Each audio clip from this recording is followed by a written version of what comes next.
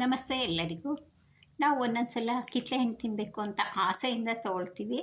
ಆದರೆ ಆ ಕಿತ್ತಳೆ ಹಣ್ಣು ತುಂಬ ಹುಳಿಯಾಗಿರುತ್ತೆ, ಬಾಯಿಗೆ ಇಡೋಕ್ಕಾಗಲ್ಲ. ಅಂಥ ಟೈಮಲ್ಲಿ ಈ ಥರ ಮಾಡಿ ನೋಡಿ.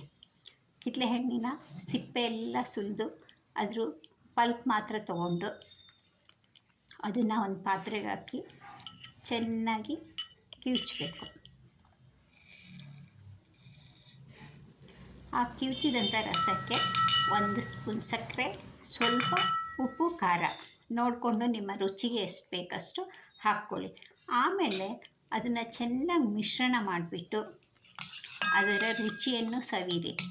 ಎಷ್ಟು ಚೆನ್ನಾಗಿರುತ್ತೆ ಅಂದರೆ ಉಪ್ಪು, ಖಾರ, ಹುಳಿ, ಸಿಹಿ ಎಲ್ಲ ಮಿಶ್ರಿತವಾದ ಅದ್ಭುತವಾದ ಒಂದು ರಸಾಯನ ಸಿಗುತ್ತೆ ನಮಗೆ. Thank you.